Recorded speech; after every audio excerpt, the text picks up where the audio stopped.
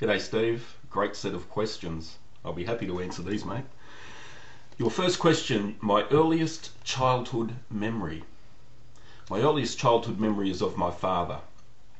He used to finish work at about 5 p.m. and we used to have dinner about 5:30 p.m. Not every day, but most days he would come down on his motorbike down the street, and of course it was a very distinctive sound, and us being little kids, we could remember that sound and obviously run outside.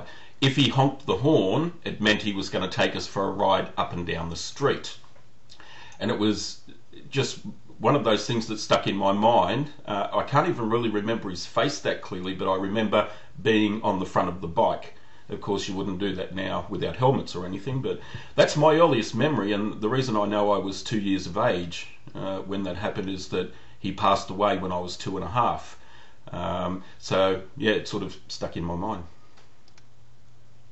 Second question. Favourite music listening experience? I'd have to say when I was 14 years of age, 13 to 14, my uncle took me to a concert, my first ever live concert. The band was called Electric Light Orchestra, or as commonly known as ELO. The reason that I remember it so clearly, and I've been to a lot of concerts since, was the laser display, the light show that they had.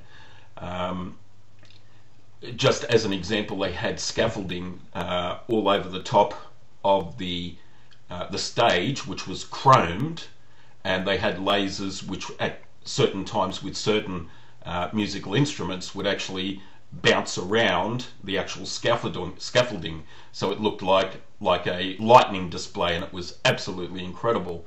One of the other things they did is they had a blimp or a zeppelin with a mirror ball, very large mirror ball attached to it, and they sent it up, I don't know, 300 or 400 feet into the sky, and they just had a single laser beam that came up and hit it, and of course scattered out a lot of separate laser beams. So it was absolutely incredible. So that's, I'd say, my favourite listening experience, and I've since then, of course, got all their albums and absolutely love them. So, number 3. Favourite movie of all time? It's a tricky one. During my life, I guess, I've had a lot of favourite movies, and as I've progressed through, they've changed obviously, especially when I was younger.